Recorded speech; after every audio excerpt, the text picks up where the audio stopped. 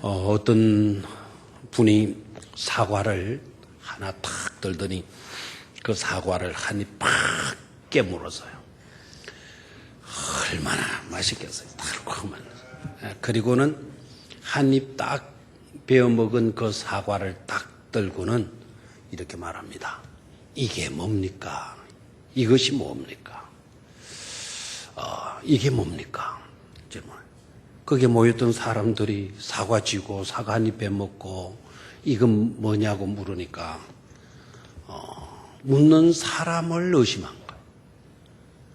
말도 안 되는 질문이잖아요. 사과 쥐어가지고 빼먹고 이게 뭡니까? 물었으니까. 근데 대답이 걸작이에요. 사과 줘 뭐 이런 대답 나오면 그거는 뻔하잖아요. 한 사람이 딱 이렇게 말을 했어요. 이게 뭡니까? 한번 대답해봐요, 여러분들. 사과지 뭡니까? 그렇죠? 한 사람이 이렇게 대답을 해서 거기에 모였던 사람들이 다 깔깔 웃었대요. 파인애플입니다. 이랬다는 거예요.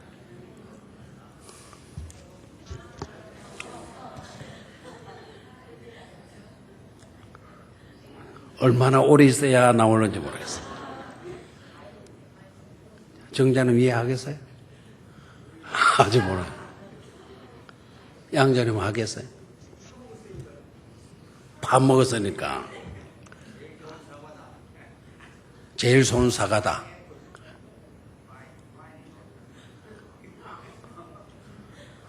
야, 저기는 한 단계 더 들어갔어요.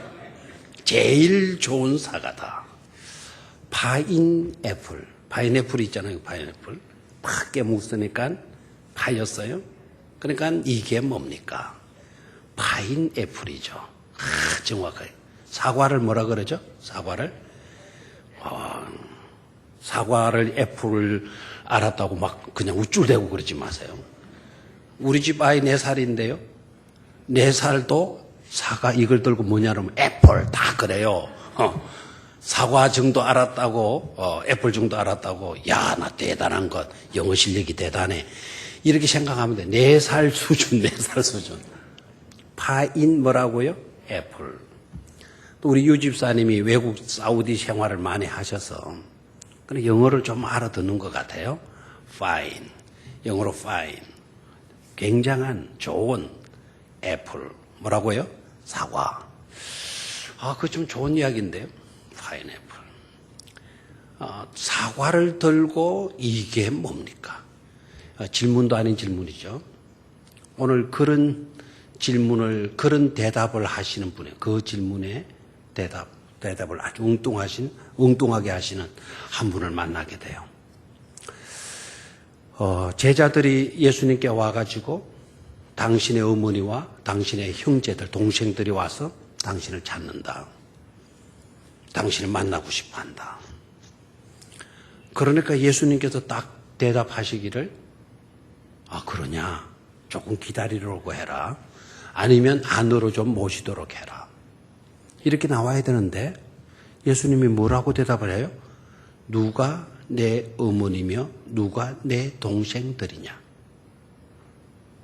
이 어머니가 들으면 얼마나 섭섭하겠어요? 동생이 만약에 거기에 들었다면 아무래도 이게 더위 탓으로 이게 좀 이상하다. 섭섭하게 들릴 그런 뚱딴지 같은 대답을 한단 말이에요. 누가 내 어머니며 누가 내 형제들이냐, 동생들이냐. 내 가족들, 한마디로 내 가족들은 하나님의 말씀을 듣고 행하는 이 사람들이 내 뭐라고요? 가족들이다. 딱 이렇게 대답을 하죠. 엉뚱한 대답을 하죠. 엉뚱한 대답. 그러니까 와서 기다리는 그 어머니, 와서 기다리는, 만나고 싶어서 와서 기다리는 그 동생들은 어떻게 보면 자기 동생이 아닌, 자기 어머니가 아닌 그런 인상을 풍기게 하는 대답을 하신단 말이에요. 오늘 이 의미를 오늘 생각을 해야 돼요. 내 가족은 누구인가? 내 가족은 누구인가? 이 가족이라는 건 소중해요, 안 소중해요? 너무나도 소중하죠, 그죠? 어떤 사람은 이런 이야기를 해요. 마지막 이 세상을 지킬 수 있는 보루가 있다고 한다면 그거는 곧 가족이다. 나를 지탱해주고 나를 받아주고 나를 안아주고 나를 감싸주고 나를 세워주고 나를 이해해 줄 수 있는 그 보루가 있다고 한다면 그건 바로 가족이다. 가족이 최후의 보루이다. 이렇게 말하는 사람. 물론 이런 이야기들은 가정의 달, 5월달에 많이 나오는 이야기들이에요. 어떤 분들은 거기에서 한 단계 더 들어가서 이런 이야기를 해요. 마지막 이 세계를, 이 세대를 지킬 수 있는 보루는 교회다. 라는 얘기를. 두 주장들이 타당성이 있어요. 그럼 우리는 여기에서 융합을 잘하는 거예요. 지혜가 필요하죠. 마지막 때일수록 정말 중요한 두 기관이 있다고 한다면 바로 뭐와 뭐다? 가족과 뭐라고요? 가족과 교회다. 교회다. 교회 공동체. 교회 공동체다. 이 두 기관이 무너지게 되면 마지막 보루도 무너지고 마는 거다. 어디에도 등 기댈 데 없고 몸둘 곳도 없고 모두가 다 쓸쓸하게 아주 처량하게 끝나버릴 수밖에 없다라는 이야기를 해요. 제가 오늘 가족이라고 하는 중요성 그걸 강조하려고 들진 않아요. 그리고 오늘 교회론을 이야기하려고 하는 것도 아니에요. 아무튼 오늘 이 본문 속으로 들어가서 정말 교회가 마지막 보루이고 가족이 마지막 보루이라고 한다면 과연 그 가족은 누구인가? 어떤 공동체이고 어떤 대상인가 하는 것을 오늘 본문을 통해서 좀 찾아보고 그것을 분명히 하고 우리가 신앙생활을 해갈 수 있기를 바랍니다. 자, 그러면은 일단 다시 한번 석 절밖에 안 되니까요. 제가 한 절 읽고 여러분들이 두 줄을 읽으시기를 바라요. 19절을 제가 읽습니다. 예수의 어머니와 그 동생들이 왔으나 무리로 인하여 가까이 하지 못하니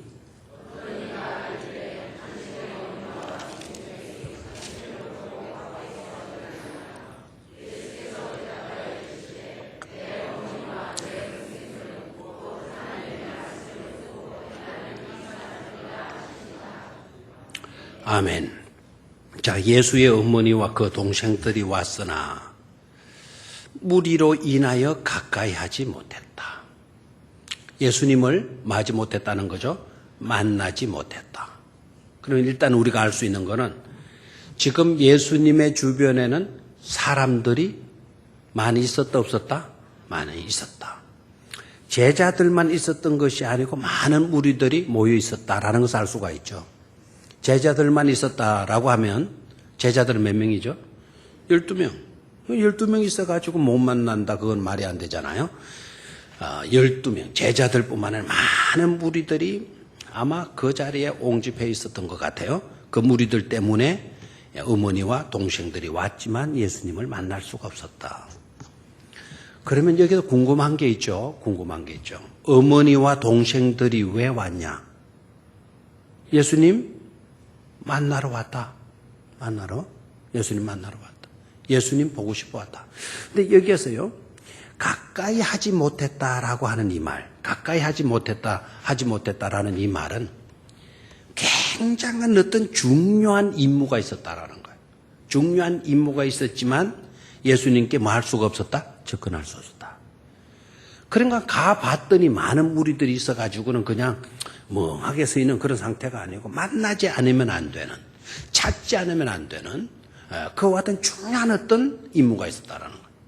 그 헬라 단어가 가까이 하지 못하니, 가까이 한다라는 이 단어 자체가 강한 의미를 품고 있는 거예요.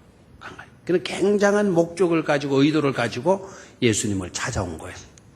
그러면 왜 이 부모, 그 어머니와 형제들이 예수님을 찾아왔을까? 여기 아버지가 찾아왔다는 말이 있습니까? 없습니까? 아버지가 찾아왔다는 말이 있어요? 없어요? 없어요. 그래서 학자들은 이때 아버지 요셉은 이미 소천을 했을 거다. 세상을 떠났을 거다. 그렇게 짐작을 해요. 근데 마리아와 그리고 동생들이 왔다. 근데 가까이 하지 못했다. 그럼 왜 왔겠냐? 왜 왔겠냐? 은혜 받으러 왔을 것 같아요. 일단 내 아들이 지금 어떻게 지내는가? 그 안부가 궁금해서 왔겠어요? 대답을 좀 해요. 왜 왔을까? 우리 집에 왜 왔니? 왜 왔니? 왜 왔을 것 같아요? 긍정적인 메시지 소문 듣고 왔을까요? 부정적인 소문 듣고 왔을까요? 아니면 내 아들이 어떻게 지내나? 이 삼복더위에 어떻게 지내나? 늘 바깥에 나가서 저렇게 지내는데 뭘 입고 뭘 먹고 현재 상황이 어떠하냐? 그게 궁금해서 갔겠냐? 자, 성경을 한번 찾아보도록 하겠습니다. 마가복음 3장 30절. 자, 이 사건을 동일하게 다루고 있는 마가복음 3장으로 가겠습니다. 마가복음 3장. 왜 갔겠냐? 마가복음 3장. 찾았습니까? 마가복음 제3장 30절. 30절을 보는데 일단 30절 보기 전에 그 밑에 31절 나오죠? 31절. 31절 내용 보니까 그때에 예수의 어머니와 동생들이 와서 밖에 서서 사람을 보내어 예수를 부르니 우리가 예수를 둘러앉았다가 여쭤오되 보소서 당신의 어머니와 동생들과 누이들이 밖에서 찾나이다. 대답하시되 누가 내 어머니이며 동생들이냐 하시고 둘러앉은 자들을 보시며 이르시되 내 어머니와 내 동생들을 보라. 누구든지 하나님의 뜻대로 행하는 자가 내 형제요 자매요 뭐라고요? 어머니이니라. 자, 똑같은 내용 주제를 마가가 다루고 있어요. 됐습니까? 그런데 30절로 딱 올라가 봐요. 30절. 왜 부모들, 왜 어머니와 형제들이 예수님을 찾아갔나? 자, 30절을 보도록 하겠습니다. 시작. 이는 그들이 말하기를 더러운 귀신이 들렸다 하미러라. 그러니까 예수님에 대한 소문이 긍정적인 소문이 나가지 않고 어떤 소문이 나갔다? 부정적인 소문이 돌고 있었던 거예요. 굉장히 염려스러운 소문이 돌고 있었던 거예요. 뭐가 들렸다? 귀신이 들렸다. 그것도 더러운 귀신이 들렸다. 당신 아들 간수 안 하고 뭐 하느냐? 당신 아들 지금 귀신 들려가지고 난리통인데 어떻게 어머니가 어떻게 네 동생들이 당신의 아들들이 이렇게 가만히 있느냐? 왜 가족이 가만히 있느냐는 거예요. 그러니까 이 예수님의 어머니와 동생들이 예수님의 동생들이 누구를 찾아온 거예요? 예수님을 찾아온 거예요. 성령을 모독하고 다니고 자신이 하나님이라고 그러고 막 이러고 나니까 이거는 악령이 들어도 보통 들은 것이 아니다. 그런 생각하고 지금 나가는 거예요. 그럼 예수님을 보고는 어떻게 하려고 들죠? 당장 야단치고 당장 잡아서 어디로 데려가려고 하는 거죠? 집으로 데려가려고. 그 상황을 파악하기 위해서 지금 이 어머니가 그리고 동생들이 찾아온 거란 말이에요. 그러니까 가까이 하지 못하니라고 하는 어떻게 하든지 예수님을 잡아서 예수님을 찾아서 데리고 끌고 어디로 자기 집으로 데리고 가려고 했던 거죠. 그렇게 가까이 노력을 했었는데도 불구하고 너무 많은 사람들이 모여 있었기 때문에 그렇게 하지 못했다. 그래서 가족들이 와서 누구를 데리고 가려고 했어요? 예수님을 데리고 가려고 했단 말이에요. 자, 그런 상황의 배경을 딱 깔아놓으시기를 바라요. 자, 그럼 두 번째로 왜 이 어머니와 형제들이 예수님을 찾아왔나? 거기에 대한 해답이 뭐라고요? 부정적인 소문, 안 좋은 소문이 마구 있었기 때문이다. 돌고 있었기 때문이다. 됐습니까? 안 좋은 소문이 돌고 있었기 때문이다. 두 번째, 그 부모들을 향한, 부모들이란 말이 자꾸 나오네요. 그 어머니와 형제들을 향한 예수님의 답변이 뭐였다고 그랬어요? 누가 내 어머니냐? 누가 내 동생들이냐? 하나님의 말씀을 듣고 행하는 이 사람들이 곧 내 뭐라고요? 가족들이다. 내 어머니이고 내 동생들이고 내 누이들이다. 이렇게 말을 한단 말이에요. 자, 여기에서 일단 두 번째 질문을 해야 될 게 있어요. 예수님은 불효자인가? 예수님은 가족을 모르는 그와 같은 존재인가? 그런 정도의 사람에 지나지 않는가라는 생각을 해야 돼요. 자, 일단 예수님은 불효자입니까? 빨리 하는 대로. 예수님은 불효자입니까? 아닙니까? 그런데 오늘 이 말씀을 하고 하시는 걸 보면 조금 뭐가 좀 이상하지 않아요? 뚱딴지 같은 대답, 엉뚱한 대답, 속상할 수 있는, 스트레스 받을 수 있는 그런 말씀을 예수님이 왜 하시는 걸까요? 일단은 여러분 전제해야 돼요. 예수님은 악하지 않다. 예수님은 귀신 들린 분이 아니다. 맞습니까? 예수님은 귀신 들린 분이 아니다. 두 번째, 예수님은 불효자가 아니다. 형제를 모르는, 형제 우애라고는 조금도 없는 그런 무중한 사람도 아니다. 확실히 그렇게 믿습니까? 예수님만큼 효자가 누가 있어? 십자가에 죽으시면서 또 어머니를 생각했던 분이 누구라고요? 예수님이잖아요. 요한아, 네 어머니다. 어머니 보소서 당신의 아들입니다. 철저하게 어머니를 생각하시는 예수님이에요. 예수님이 절대로 불효자가 아니잖아요. 형제들을 무시하고 무정하게 굴었던 자기밖에 모르는 그런 사람이지 않잖아요. 자, 여기서 우리가 깨달아야 될 게 있어요. 왜 예수님은 귀신 들려가지고 귀신 들렸다는 그런 안 좋은 소문까지 나느냐 이거예요. 소문을 일으킨 예수가 문제입니까? 예수님이 행하는 일들을 보고 그렇게 해석하고 그렇게 보고 그렇게 부정적으로 몰아붙이는 세상이 문제입니까? 그걸 깨달아야 돼요. 그걸. 누가 문제이지 않다? 예수가 문제이지 않고 예수님의 행동을 마치도 귀신의 역사인 것처럼 귀신에 사로잡혀서 그렇게 하는 것처럼 보는 세대가 바로 뭐다? 문제가 되어지는 것이다 라는 거예요. 여러분, 선을 선으로 볼 수 있는 건 그게 은혜인 줄로 믿습니까? 선을 악으로 보는 행위는 그거는 좋은 일, 나쁜 일이죠. 우리가 믿음의 토양을 잘 갖추어져야 돼요. 믿음의 토양. 선을 선으로 말할 수 있고 선을 선으로 대할 수 있는 그런 우리가 돼야 돼요. 좋은 일을 좋게 볼 수 있어야지 왜 좋은 일들을 악하게 보느냐 이 말입니다. 하나님의 일을 왜 귀신의 일로 보느냐 말입니다. 예수님은 귀신의 일을 했습니까? 하나님의 일을 하시는 분입니까? 하나님의 일을 하시는 분 아닙니까? 예수님이 행하시는 일이 하나님의 일 아닌 것이 뭐가 있었습니까? 그런데 왜 사람들은 예수님이 행하는 일을 보고 귀신 들려서 저런다?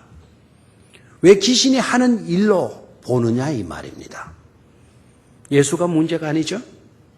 그렇게 보는 자들이 바로 뭐 한 겁니까? 문제인 것임을 깨달아야 돼요.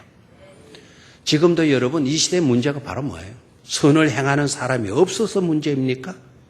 좋은 사람들 많이 있습니다. 좋은 일을 많이 행함에도 불구하고 그 좋은 의도로 좋은 일을 했음에도 불구하고 그것을 안 좋게 rumor로 소문으로 퍼지는 거예요. 여론몰이 해가는 거예요. 여론몰이. 물론 나쁜 일을 나쁘게 보는 건 그건 정상이에요. 근데 예수님이 나쁜 일을 뭘 했나요? 귀신을 몰아내준 일이 나쁜 일이었습니까? 병자를 고쳐준 일이 나쁜 일이었습니까? 가난한 자를 돌보고 세리들의 친구가 되어주고 이렇게 한 것이 나쁜 일이었습니까? 눈먼 자를 고쳐주고 문둥병자를 고쳐주고 이 행했던 모든 일들이 나쁜 일이었습니까? 하나님의 나라의 복음, 천국 비밀의 말씀을 우리에게 가르쳐 주신 일이 나쁜 일이었습니까? 하나도 나쁜 일이 아닌데도 불구하고 세대가 악하니까 그 예수를 귀신의 역사로, 귀신이 들려가지고 저렇게 하는 것으로 몰아붙이고 있다 이 말입니다. 예수님의 시대뿐만 아니라 오늘 우리들이 살고 있는 이 시대도 마찬가지다 이거죠. 마찬가지다. 여러분, 전도하는 일이 나쁜 일입니까? 전도하는 일이 나쁜 일입니까? 선교하는 일이 나쁜 일입니까? 교회가 부흥되는 일이 나쁜 일입니까? 구제하고 돕는 일들이 나쁜 일입니까? 하나님의 말씀을 가르치는 일이 나쁜 일입니까? 예배하는 일이 나쁜 일입니까? 기도하는 일이 나쁜 일입니까? 이런 것을 나쁘게 몰아간단 말이에요. 이 시대가 나쁘게. 선교하자 왜 하느냐? 개척교회 우리 뭐 하자 왜 하느냐? 그 가난한 사람 돕자 왜 하느냐? 여러분 이러지 마세요. 전도하는 사람을 비방하고 선교하는 사람을 비방하고 지금도 여러분 세계 각지에서 선교사들이 얼마나 위험을 무릅쓰고 목숨 내어 걸고 선교하는 자들이 얼마나 많이 있는 줄 아십니까? 물론 그 중에는 선교적인 사명이 없는, 미션이 없는 그런 선교사들이 많이 있어요. 어영부영 육신의 안일만 추구하고 이런 선교사들 뭐 지탄 받아도 싸겠죠. 그러나 미꾸라지 한 마리 때문에 우물안 전체를 나쁜 우물이다 이렇게 평가해서는 안 될 것 아닙니까? 선교사들, 훌륭한 선교사들 많이 계세요? 안 계세요? 많이 계세요. 지금도 나이지리아인가 거기에 에볼라. 나는 그 다른 질병의 이름은 몰라도 그 질병은 알아요. 에볼라. 애기 좀 봐라. 애기 좀 에볼라. 무슨 질병이라 그러네? 그 질병 딱 걸리면은 시사율이 뭐 엄청나게 높대요. 참 감동적인 이야기는 미국 선교사님 한 분, 미국 선교사님, 의료 선교사, 호주에 있는 선교사님들. 그 지역에 에볼라라고 하는 전염병이 돌고 있는 것을 알면서도 그 지역에 들어가서 그들을 치료해 준 거예요. 그 미국의 의료 선교사님들은 그 의료 선교사님들이죠. 그 전염돼 가지고 의사와 간호사, 수간호사가 그 사람들 돌보다가 자기들이 전염됐어요. 그래 가지고는 미국 정부에서 특별기 보내 가지고 그분들을 빼왔어요. 본인들은 안 가려고 그러는 거예요. 우리는 이곳을 못 떠난다. 근데 미국이라는 나라가 큰 힘 있는 나라니까 가가지고 그 선교사, 의료 선교사 부부를 꺼내와서 미국에서만 특별 치료한 거예요. 다행히도 그분들은 많이 나아지고 있대요. 많이 나아지고 있대요. 그런데 호주에서 파송된 선교사, 호주 선교사님은 거기에서 돌아가셨어요. 그 지역이 뭐인지가 알면서도 위험한 전염병이 도는 지역이면서도 불구하고 선교사님이 거기에 들어가는 거예요. 그런 선교사님들을 욕해요? 생명을 지켜야지 그게 뭐한 바보 같은 짓이냐고? 우리는 그분들 앞에 우리는 고개를 숙여야 될 줄로 믿습니다. 좋은 일들이 하나님의 일을 하는 데 있어서도 왜 그것을 엉뚱하게 해석하고 왜 부정적인 것으로 몰아가면 안 된다 이거예요. 오늘 예수님의 사역 속에서 귀신 들렸다고 소문 퍼뜨렸기 때문에 그 가족들은 마음이 콩닥콩닥 하겠어요? 안 하겠어요? 내 아들이 우리 형님이 귀신 들려가지고 막 세상이 왈칵 뒤집어지고 있다. 그러니 찾아가보자. 찾아가서 어떻게 하든지 데려와야 되지 않겠냐. 그 부모들, 그 형제가 그렇게 해서 누구를 찾아왔어요? 예수님을 찾아온 거예요. 예수 찾아왔는데 아이고 어머니 별 걱정 다 하십니다. 동생들아 걱정하지 마라. 이렇게 나와야 되는데 누가 내 어머니며 누가 내 형제들이냐. 예수님 뚱딴지가게 또 이렇게 대답을 하신단 말이에요. 일단은 우리가 전제해야죠. 예수님은 절대로 뭐 한 분이 아니다. 불효자가 아니다. 형제를 몰라보는 무정한 그런 자가 아니다라는 거예요. 이 사건 속에서 예수님이 우리에게 말씀하시고자 하는 중요한 메시지가 뭐냐라는 것을 오늘 우리는 깨달아야 돼요. 다시 한번 21절을 보도록 하겠습니다. 21절 시작.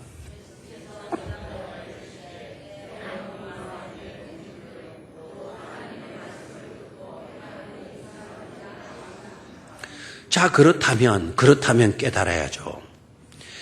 내 동생들, 내 어머니와 내 동생들은 곧 어떤 자다 그랬죠? 하나님의 말씀을 듣고 행하는 이 사람들이라 하시니라. 그러면은 예수님의 가족은 누구라는 거죠?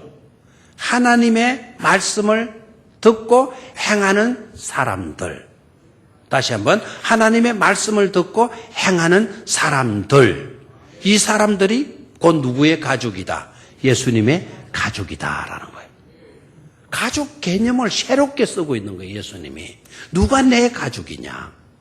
하나님의 말씀을 듣고 행하는 이 사람들이 곧 내 뭐라는 거죠? 가족이다라는 거예요. 가족이다. 자, 저를 봐요, 이제.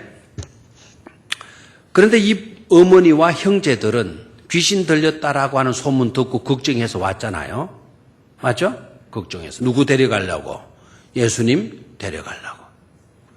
그러니까 막 어떻게 하든지 데리고 가야 되겠는데 사람들 때문에 접근을 못하니까 막 붙들고 이 사람 저 사람 붙들고 가서 좀 알려줘라. 가서 좀 알려줘라.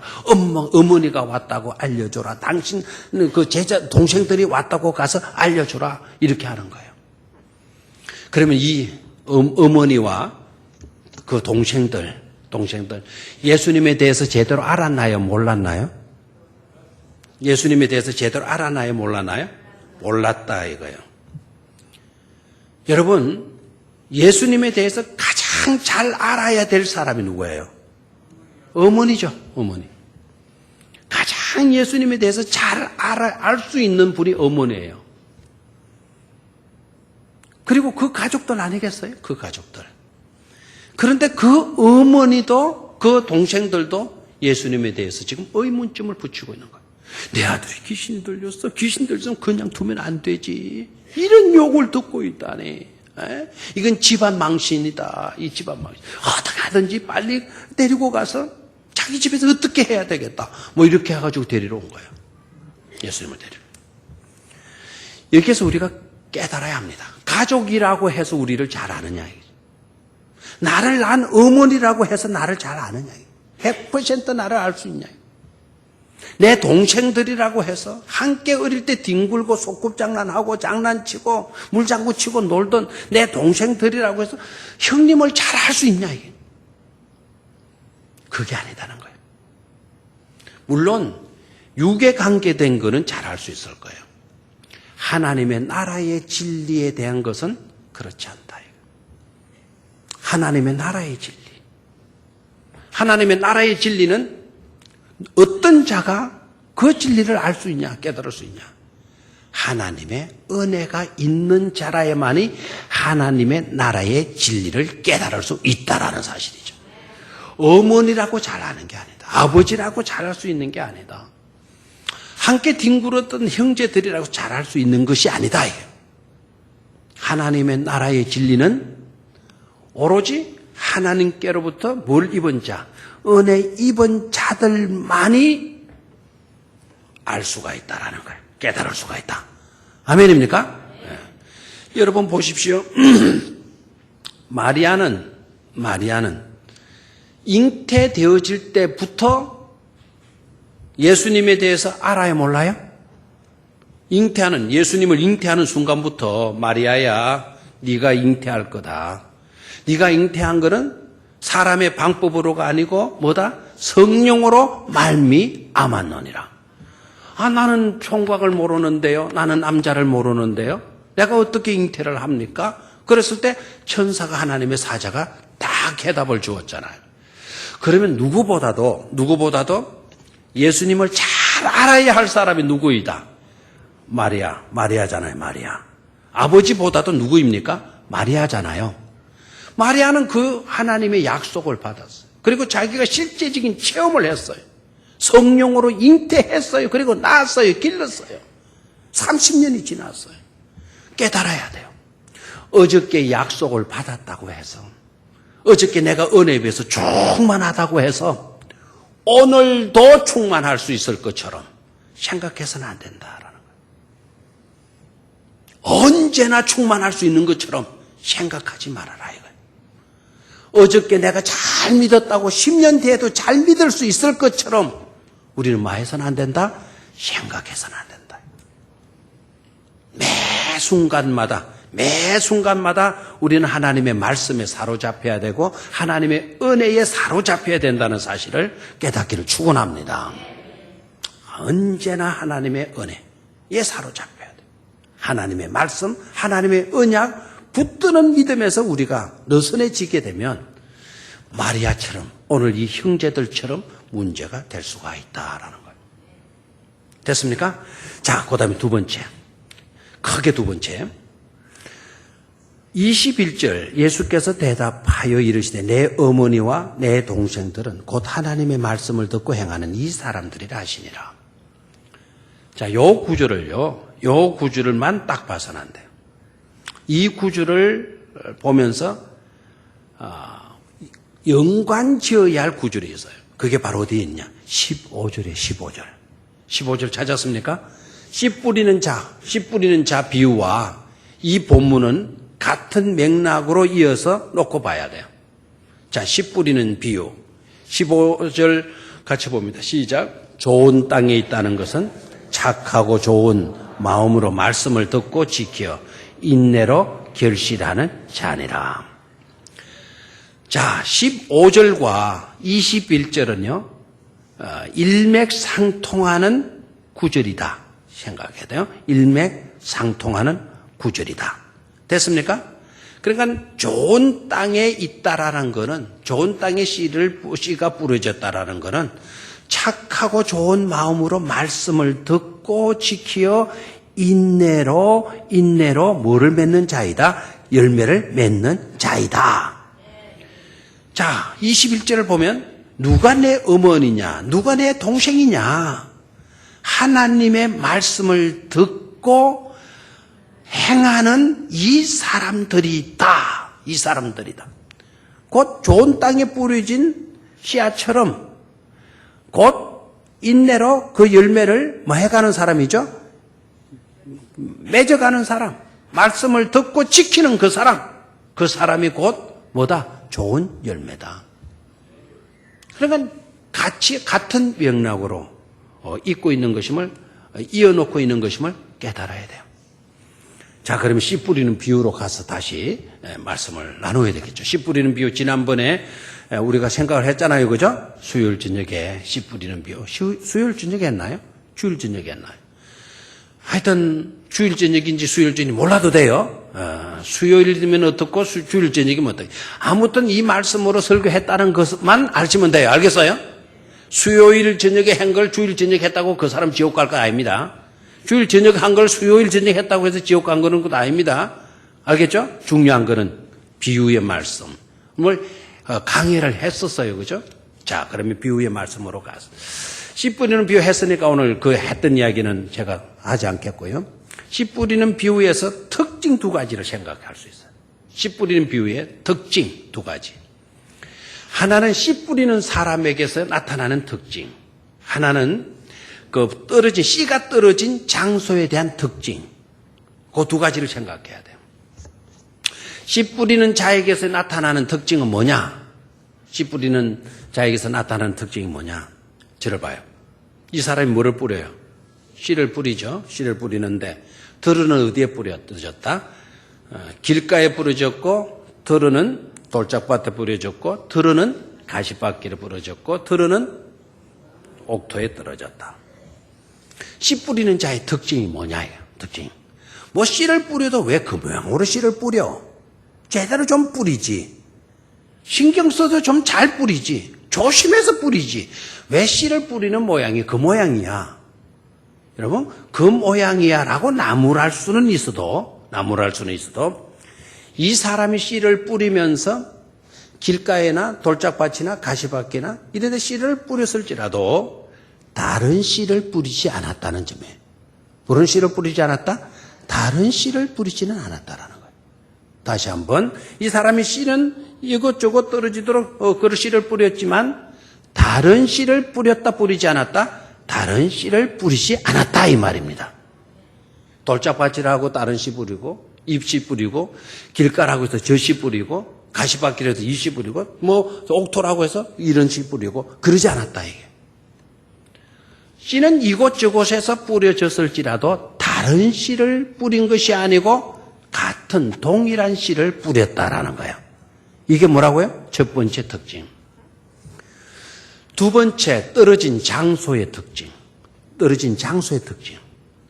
떨어진 장소의 특징은 씨 뿌리는 자와는 대조적으로 이 씨 뿌리는 씨가 떨어진 장소로 보니까 똑같은 땅이 있었다 없었다? 똑같은 땅이 있었다 없었다? 없었다. 그러면은 그 씨 뿌리는 장소를 보니까 씨가 떨어진 자리를 보니까 같지 않더라. 같지 않더라.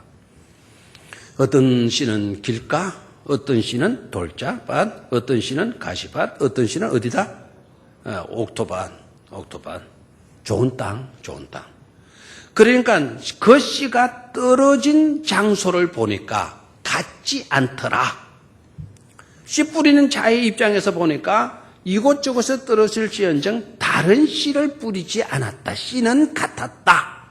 씨는 한 씨였다라는 건. 그리고 떨어진 장소는 내 장소다 같지 않았다라는 게 이게 뭐라고요? 특징이다. 이게 특징. 됐습니까? 자, 그렇다면 여러분 봐요. 다른 씨를 뿌리는 씨 뿌리는 자에게서 문제가 있는 건 아니에요. 맞죠? 다른 씨를 뿌렸다면 씨 뿌리는 자의 문제예요. 씨 뿌리는 자는 어떤 씨를 뿌렸어요? 동일한 씨를 뿌렸잖아요. 그 동일한 씨는 바로 뭡니까? 복음이잖아요. 복음. 하나님의 말씀이라고 우리 주님께서 해설을 했잖아요. 그 씨는 곧 누구의 말씀이다? 하나님의 말씀이다. 하나님의 말씀. 즉 복음이다라는 거예요. 복음. 씨 뿌리는 사람이 이것 갖다 부주고 저것 갖다 부주고 뭐 이렇게 하지 않았다. 씨는 동일했다라는 거예요. 동일했다. 됐습니까? 그럼 문제는 씨 뿌리는 자에게서 찾으면 안 돼. 왜요? 하나님의 말씀 동일하게 뿌렸으니까. 그럼 문제는 어디에 있는 겁니까? 밭에 있는 거죠. 밭에. 그 떨어진 장소에 있는 것 아닙니까? 맞습니까? 길가에 떨어진 씨앗이 문제가 되어서 열매가 없었던 겁니까? 아니죠. 길가라고 하는 그 자리가 문제가 있는 거죠. 돌짝밭에 떨어진 씨앗이 문제가 있어가지고 뿌리가 깊지 못해가지고는 씨들어 죽은 겁니까? 아니잖아요. 뭐가 문제죠? 토양 자체, 떨어진 장소가 문제잖아요. 가시밭길 씨앗이 문제였습니까? 아니다 이거죠. 바로 뭡니까? 가시밭이라고 하는 그게 문제였다. 토양의 문제가 어떻습니까? 토양이 씨가 나빴는데도 토양이 좋아가지고 좋은 씨 맺은 겁니까? 좋은 열매 맺은 겁니까? 아니다 이거예요. 무슨 말인지 이해가 되겠죠? 그럼 문제는 나에게서 찾아야 돼요. 저는요, 이 씨 뿌리는 자가 왜 그 모양으로 씨를 뿌렸어? 그거를 나무라는 사람은 은혜 받지 못한 사람을 생각해. 영이 죽어 있는 사람들, 세상적인 것밖에 보지 못하고 세상적인 것밖에 계산하지 못하고 세상적인 것밖에 해석하지 못하는 사람이라 봐요. 저는 이 씨 뿌리는 자가요, 더러는 돌짝밭에, 더러는 길가에, 더러는 가시밭에 뿌린 게 얼마나 감사하고 얼마나 은혜가 되어지는가를 깨달아야 돼요. 그게 깨달아져요. 돌짝밭이라고 해서 씨 뿌리는 자가 안 뿌렸다 한다면, 길가라고 해서 씨를 뿌리지 않았다고 한다면, 가시밭길이라고 해서 뿌리지 않았다고 한다면, 우리는 특히 저는 희망이 전혀 없는 그런 존재에 지나지 않았을 것이다라는 거예요. 여러분 생각해봐요. 가난하다고 뿌리지 않았고, 성깔이 나쁘다고 뿌리지 않았고, 못 배웠다고 뿌리지 않았고, 못생겼다고 안 뿌리고, 그렇다면 우리 같은 사람이 어디서 은혜를 받아요? 어디서 복을 받을 수 있어?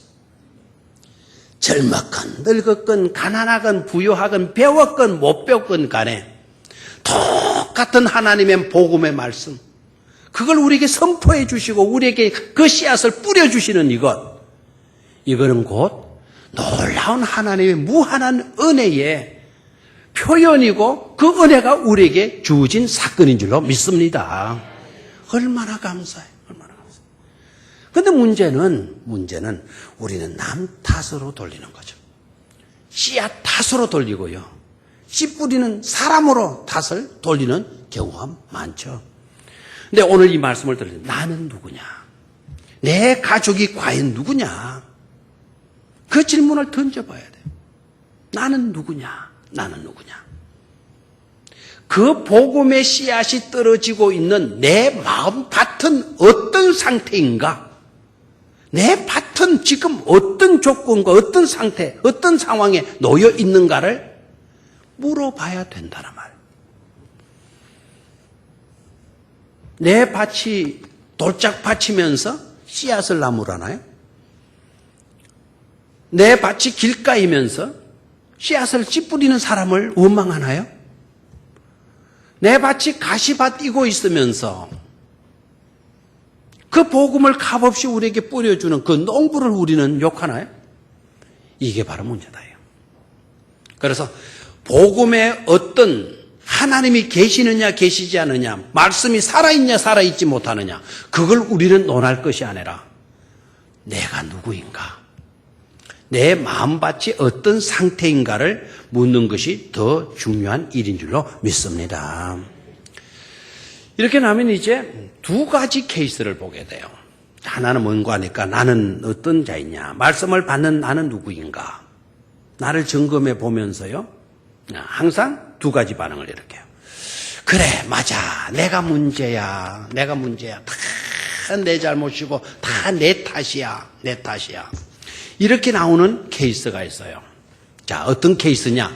실제적인 예를 제가 한번 들어볼게요. 창세기 27장을 한번 보도록 하겠습니다. 창세기 27장 띄워줘. 18절 찾지 마시고. 자, 같이 읽습니다. 시작. 야곱이 아버지에게 나아가서 내 아버지여 하고 부르니 이르되 내가 여기 있노라. 내 아들아, 네가 누구냐? 네가 누구냐라고 이삭이 야곱에게 물어요. 그랬더니 야곱이 대답하는데 그 뒤에 내용이 알죠? 내가 누구이다. 야곱이다 그랬나요? 에서이다 그랬나요? 장자인 에서이다.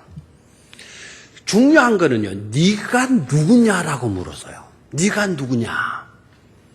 근데 야곱이 야곱이라 말하지 않고 장자, 큰아들, 누구다? 에서다. 거짓말을 하는 거예요. 누구를 쏟겨 먹는 거죠, 지금? 아버지를 쏟겨 먹고 있는 거예요. 여기에서 깨달아지는 건, 늙어도 진짜 잘 늙자 싶은 거예요. 이삭이 얼마나 안타까워요. 자기, 나이가 많아가지고 시력이 가버리는 거예요. 아들인지, 큰아들인지, 작은 아들인지, 뭐를 못하는 거죠? 구분을 못하는 거죠, 구분을. 그거를 약점을 또 이용하잖아요. 못 보는 거를 약점을 이용하잖아요. 제가 오늘 우리 지난주에 우리 목사님, 우리 중고등 아이들 흥신예배 하면서 헌금했잖아요. 그거 가지고 오늘 목사님 방문했어요. 목사님 방문. 많이 좋아졌어요. 눈물이 핑 들었어요. 얼마나 제 이야기 듣고 지난 주일날 막 가서 설교해야 된다고. 막 그래가지고 설교 준비도 막 이틀간 잠도 안 자고 설교 준비하더래. 그래가지고 제발 말게. 이번 주는 가서 이제 설교한대. 오는 주일날은 가서 설교를 한대요. 얼마나 감사한지 몰라요. 근데 그 물리치료실에 할아버지 할머니들이 얼마나 많아요. 그 젊은 사람은 딱 두 사람 있고, 교통사고 한 사람 당한 것 같고, 한 젊은 여자는 아마 뇌졸중으로 해서 한쪽 손이 좀 이렇게 못 움직이는 걸 보니까 뇌졸중 같아. 젊은 사람은 두 사람 있고 전부 다 할아버지 할머니들이에요. 와, 왜 그래? 대충 제가 짐작해서 세우는데 물리치료 그 시간에 물리치료해서 70여 명의 할아버지 할머니들이 있는 것 같아요. 그래서 20년 뒤에 제 모습이 보는 것 같아요. 10년, 20년 뒤에. 저렇게 살아서 저렇게 그동안 저렇게. 그런 늙어지는 건 막아요, 못 막아요? 못 막아요. 그래서 기도 많이 빡시게 해야 돼요. 정말 하나님, 진짜 내 거동하지 못할 생편이 되면 나 빨리 획 데리고 가십시오. 막 이렇게. 저렇게 되지 않도록 좀 기도. 그래도 마음대로 안 될 때 우리 돌봐드려야 돼요. 맞죠? 돌봐드려요. 진짜 너무 가슴이 아래. 이삭이 아들을 부르게로. 세월의 야속함이죠. 자기 아들을 아들로 보지 못하는 이건. 그리고 그렇게 되어진 것을 이용하잖아요, 지금. 아들놈이 와가지고 거짓말하고 있어요. 거짓말. 그런데 야곱이가 또 사기꾼이기 때문에 거짓말했나요? 저 거짓말을 하도록 누가 시키죠? 누가? 어머니가 시킨단 말이에요. 공모한단 말이에요. 못된 어머니. 막 거짓말하죠. 내가 책임질 거다. 거짓말한 죗값은 내가 질 거다. 내가. 나한테 돌려라. 나한테 돌려라. 이런 행동, 이런 말 한 것에 대한 죗값은 누구에게 돌려라? 엄마인 나에게 돌려라. 어머니가 정말 무서워요.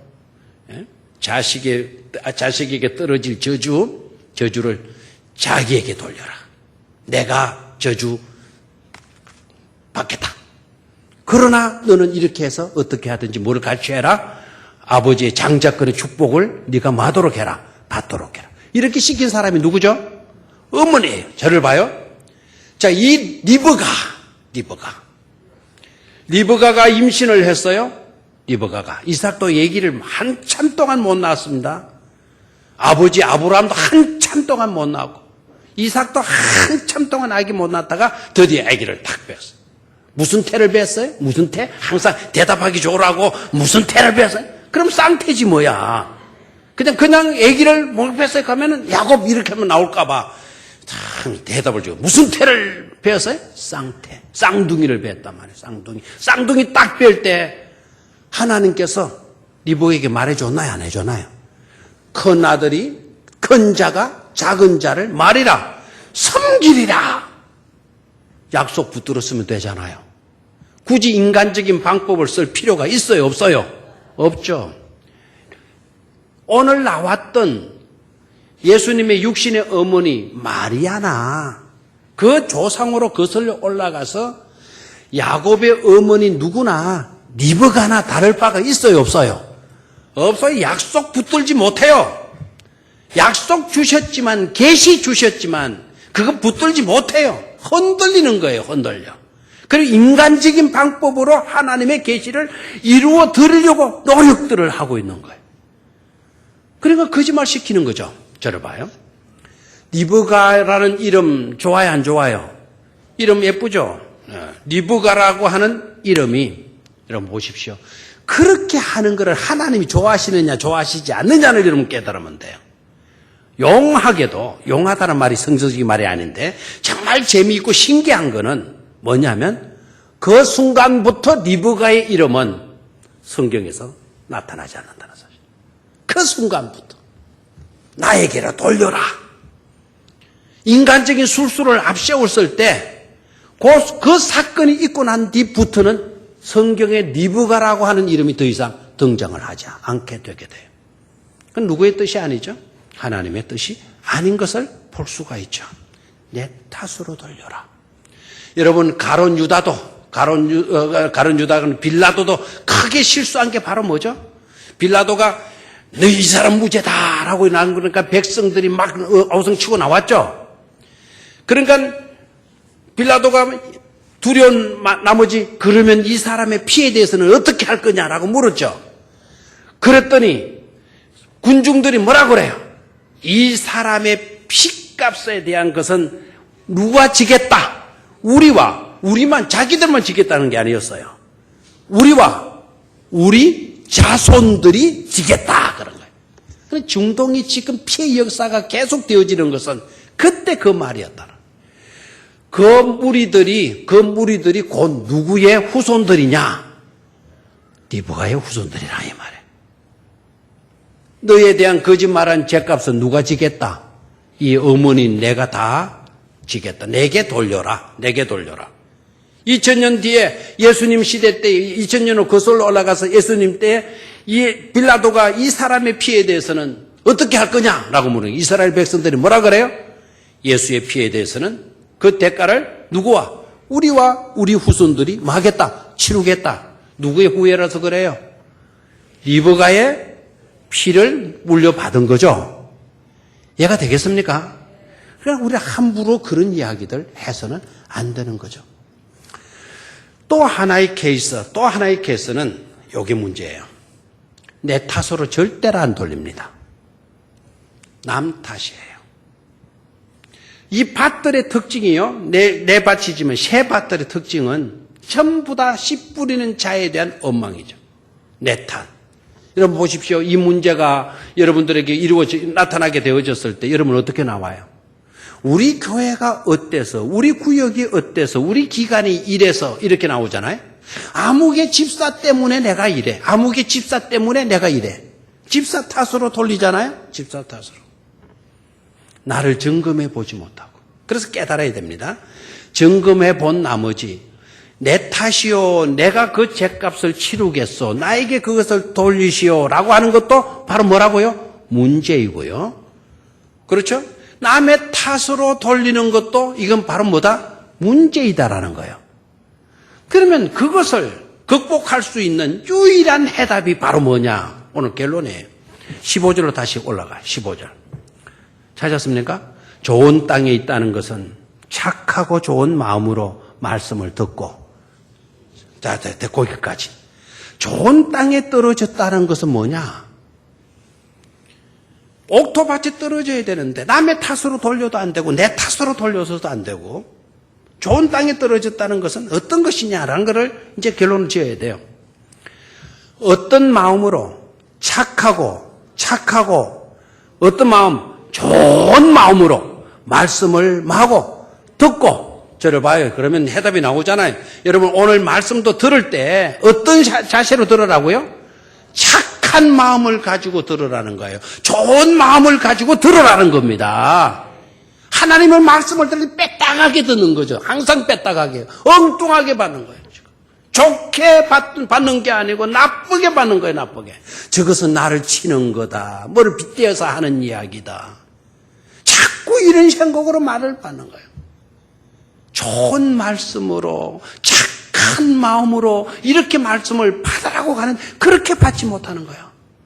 그래 남의 탓으로 돌리고 또 엉뚱하게 자기 탓으로, 자멸적인 자기 탓으로 돌리고, 내가 이래서 그래, 내가 이렇게 늘 한탄이라 하면서도 변화는 없고.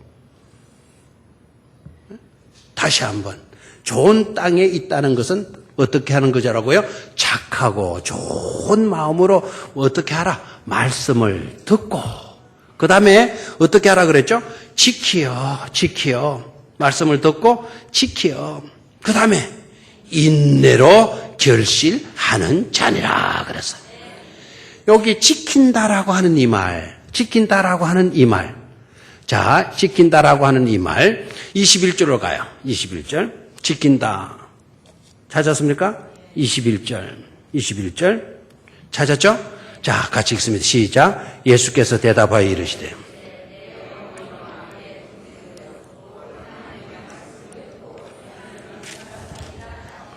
하나님의 말씀을 듣고 행하는 이 사람들이라. 좋은 땅에 뿌려진 씨앗이 어떤 것이냐? 하나님의 말씀을 듣고 뭡니까? 행하는 이 사람들이라.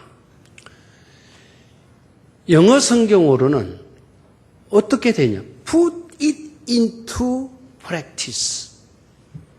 실제적인 것 속으로 그것을 갖다 놓는 것이란 말을 해요. 실천하는 삶.